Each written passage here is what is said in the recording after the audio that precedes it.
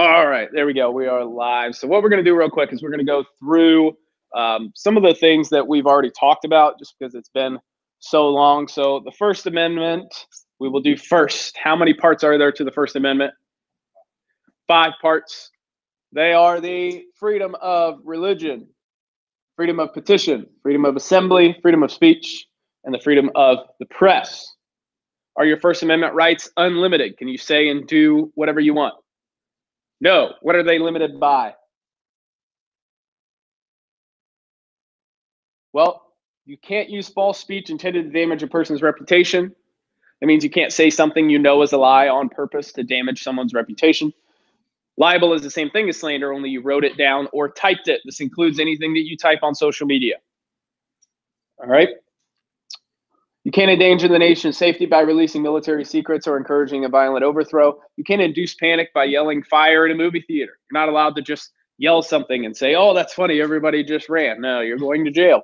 All right, finally, permits. Who needs a stupid permit? We talked about permits and how you need a permit in order to have a protest in most places so that that place can give you adequate amounts of police protection or barricades and set up things that way the flow of the day, everybody else's flow, like I said, about all the people who don't care about your protest, need to be able to get to work and go around you. So they need time to be able to do that. Next thing we talked about was Amendment 2 and how it was created to ensure the security of the states. You do have the right to keep and bear arms. For those of you that are unaware, once you are 18 years old, you are more than welcome to open carry any firearm in any state at any time, almost anywhere. That's any public place that is not a courthouse, that is not a church, and that is not a liquor dispensing establishment, for the most part. There's a lot of other ones. All right, those are the 3 big ones. All right, you can't do that. Now, why was the Second Amendment important? Well, before the Revolution, the British tried to take weapons away from colonial militia. So the British gave the United States a bunch of weapons that said, hey, those Native Americans and those Frenchies are trying to fight you guys. Here's some guns. Go have fun. Right?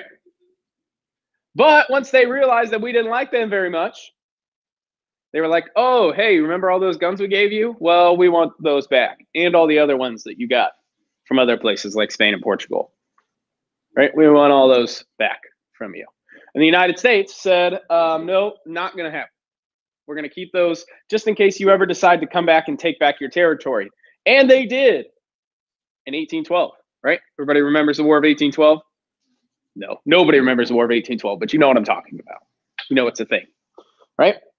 Amendment 2 continue. This amendment supports citizens' ability to own firearms, however, but it does not prevent Congress from regulating it. So, for example, how old do you have to be to buy a shotgun?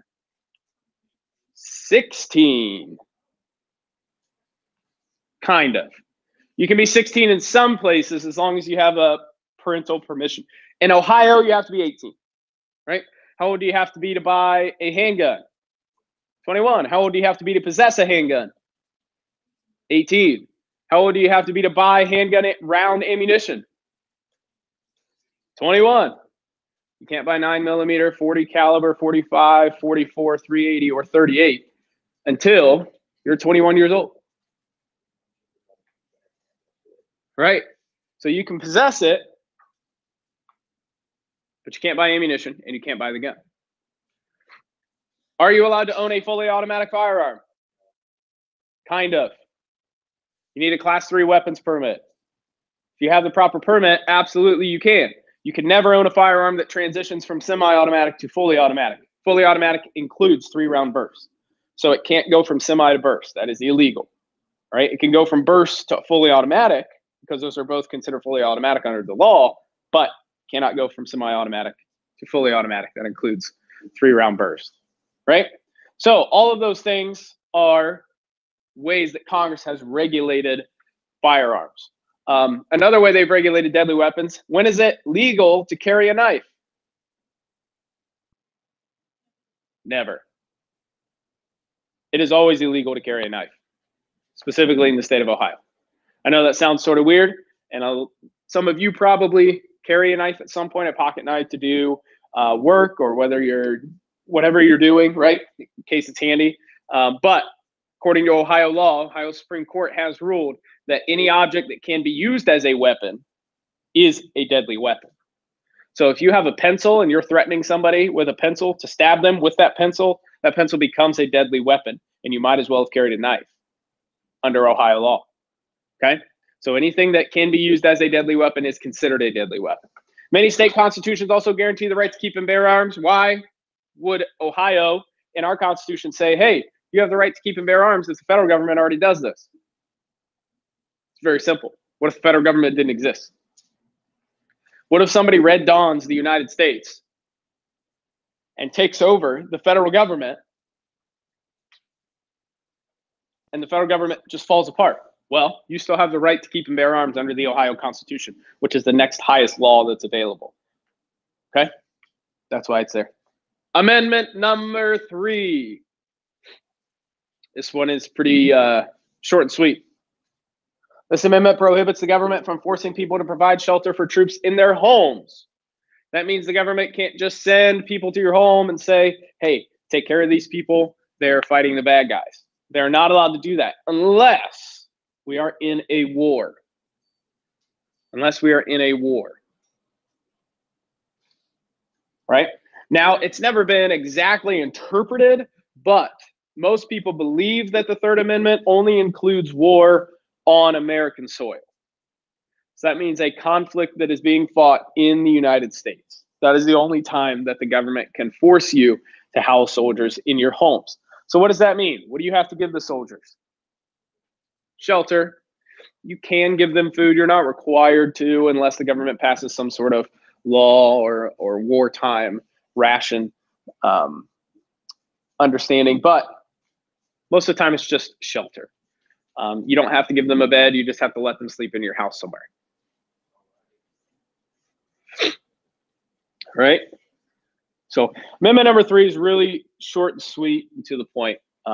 Just stops the government from forcing you to house soldiers unless there was some sort of conflict.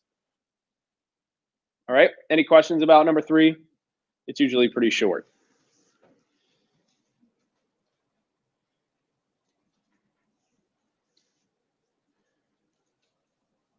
All right. Amendment number 4. All right. Now, I'm not saying this because I think you're all bad people, right? Some of you are, and I say some of you, I don't mean people specifically in this class, but people in this building and around us. Some of you just aren't going to be good people. Some of you are going to be good people that are caught in a bad situation. Some of you are going to have friends that do questionable things, right?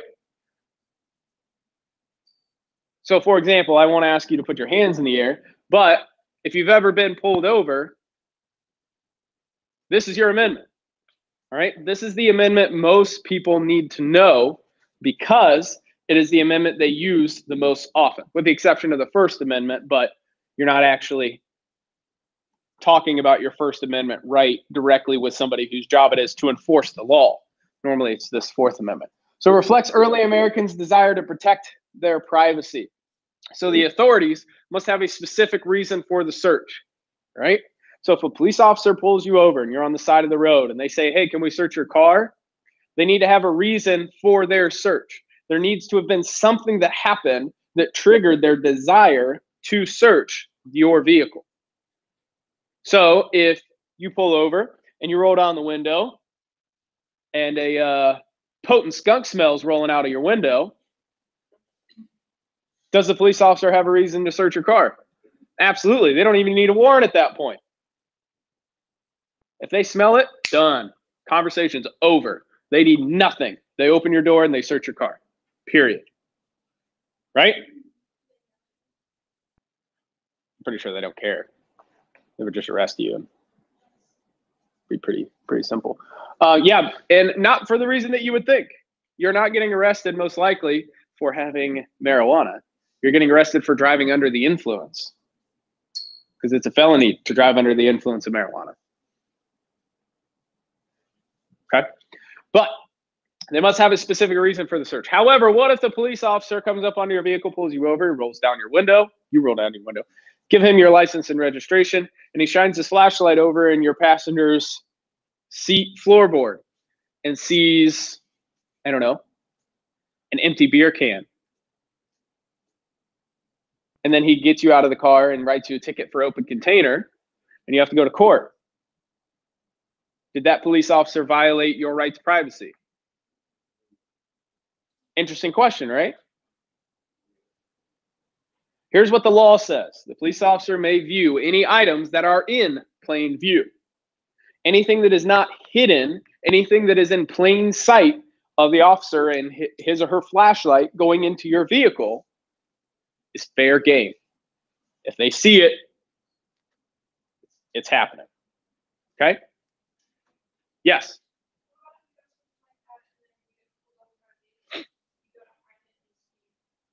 They see you hide the evidence. That would go back to the first, or excuse me, that would go back to, well, this first bullet point here, but this thing here, they must have a specific reason. So if they believe that you are hiding something, that is reasonable suspicion. That is enough reason to probably get a search warrant, because they can say, hey, you leaned over and it looked like you were trying to hide something that's kind of suspicious. We're going to apply for a warrant and then we're going to search your car. Now, the difference in what you're saying is if you didn't hide it, they would be able to see it super easy, done. If you did hide it, they're going to have to get a search warrant, go through the whole process, and then they're probably going to find it, because nobody can find a great hiding place in the 12 seconds it takes for the officer to walk up to your car, right?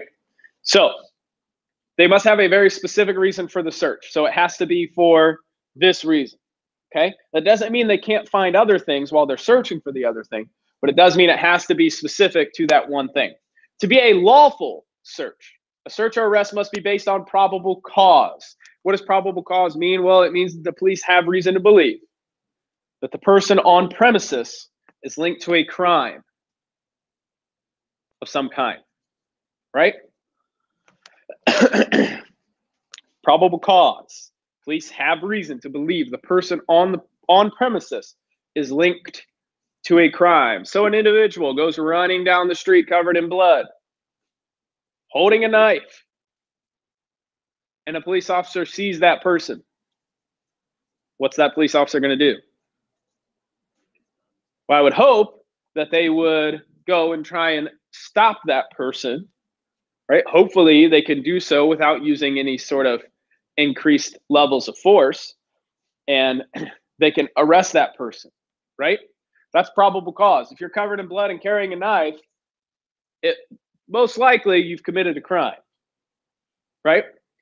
But if they see you walking down the street, nothing out of the ordinary, full coat on, they can't see anything, they can't stop you and arrest you just because you happen to be in the wrong place at the wrong time. Okay? However, there is something called reasonable suspicion. How many of you have ever heard of that? I've said it a few times in here, but how many of you have ever heard it outside of this classroom? I'm going to tell you a quick story. Reasonable suspicion is a very fine line. So I want you to paint a picture in your mind right now, okay? So I want you to picture a street with a sidewalk, there's a road, and then on the other side of the street are some businesses, right? But you are on the same side of the street as a travel agency, which is all the way on your left, a jewelry store, which is in the middle, and a convenience store, which is on the right, okay? An individual walks back and forth between the travel agency and the convenience store upwards of 6 times, always making sure they are looking in the jewelry store the entire time. An officer sees this man, in this case, do this, stops the man, searches him, finds a gun. He has no permit to carry the gun concealed, and it was a concealed firearm. So this individual was charged with weapons charges, arrested, brought to jail. His lawyer said, you didn't have the right to search my client because you didn't have probable cause. This is where reasonable suspicion comes in. If the police believe that you might commit a crime, or that you are participating in behavior that means you're going to commit a crime, or that you could commit a crime, or that looks suspicious, they can stop you and search your person to see if there's anything going on. Now, if they had searched that guy and found absolutely nothing, what would have happened? He would have had to have walked away. Nothing would have happened. But since that officer, female officer in this case, she found a gun, she arrested him on weapons charges. All right. Now, reasonable suspicion can lead to probable cause, which it did in that example. She found the gun. Reasonable suspicion now became probable cause because she believed that they committed a crime. Period. Okay. So reasonable suspicion is like a half a step in between probable cause and doing everything that is according to the law. Make sense? All right. So reasonable suspicion means you're kind of being fishy, being a little shady. Right? Now, a search or an arrest usually requires either a search warrant or an arrest warrant.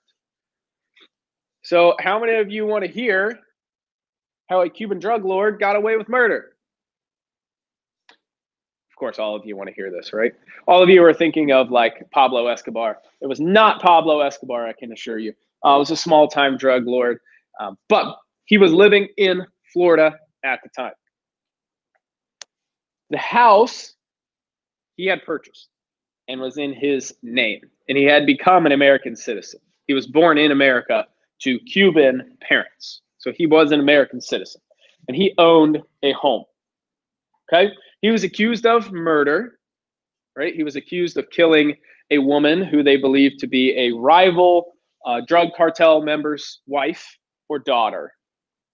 They didn't really know because their status in the United States wasn't exactly legal, so they didn't have records to go back and look, right? So he's accused of killing her. Well, of course, he's not home. They show up, knock, knock, knock. Drug lord's girlfriend answers the door. And they say, hi, we're such and such police officers from such and such police municipality. You mind if we take a look around? Girlfriend says, sure, come on in. Police search around. They find in a guest room closet in the bottom left-hand corner, clothes covered in blood, shoes, and a knife. All of the blood of which matched his or the victim's blood. The shoe prints were found as an exact match on the scene with blood on the shoes, and the knife was the murder weapon. They found it all right away in the bottom left-hand portion of a guest closet. When it goes to trial, however, the lawyer for the drug lord gets all of that evidence thrown out. All of the bloody clothes, all of the information about finding the murder weapon, and the shoes and the shoe prints, and all of the information related to that evidence is thrown out and may not be mentioned at any point in trial. The jury never even knew that the police found those things. Why? Kind of. Now, who did I say owned the home? Who did I say gave them permission to search the home? Girlfriend doesn't own the home. She gave them permission to search something that wasn't hers to give permission to search. Therefore, according to our Fourth Amendment rights, the police illegally found those items that were submitted into evidence. And that person, that drug lord, was found not guilty due to lack of evidence. And as far as I know, still walking around the state of Florida.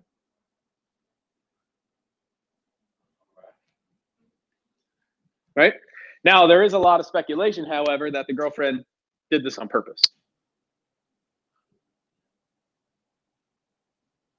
All right? I find that hard to believe because she had immigrated from Cuba. She was relatively young, younger than you would think she would be. And I don't know that she had an incredibly vast understanding of how the United States Constitution works, but she did. That was a very, very smart thing for her to do. I'm not saying it's the best thing that could have happened, right? Obviously, we want murderers to go to jail. But as all of you are sitting in your chairs thinking, oh my God, this murderer got away with murder, did, but what you have to understand is, what if they illegally found all that evidence in your home? You didn't commit the crime, but somebody planted it there. You would want those same protections. you would want to be found not guilty due to lack of evidence, do an illegal search of stuff that wasn't yours, right? You would want the same rights. So it's all or nothing. Either you give all of those really good rights to super bad people, or you don't get them. So either they get them and you get them, or nobody gets them, right? It's an all or nothing thing. Got to make sure that you understand that. Amendment 5 has 4 important things, one of which you're going to write down. No one can be tried for a serious crime unless a grand jury has decided that there is enough evidence. So basically, if it's a serious crime, let's take O.J. Simpson, for example, they basically have a separate trial before the trial. And in this pre-trial, they're basically deciding whether there's enough evidence to charge this person with a crime. So the jury will come in and say, okay, yeah, there's a lot of evidence here. There's enough for you to charge them with a crime. Go ahead. Let's go to trial. Okay? If there's not enough evidence, however, they can stop the case right there and they can say, hey, you don't have enough evidence. You need to stop pursuing these charges. You need to basically put this on hold. Either go find more evidence or don't file charges against this person. So it's basically a way to require police to have enough evidence to charge you with a crime. Otherwise, if they knew you were a bad person or if they had a vendetta against you, they could just arrest you a bunch of times and it wouldn't matter. They would just make you go to trial every time, be found not guilty. Then they would arrest you again, go to trial, be found not guilty. There has to be enough evidence and before something can be sent to trial. All right, we'll pick up right here tomorrow. We're going to talk about eminent domain, which will absolutely positively ruin your day. So you have that to look forward to. See ya.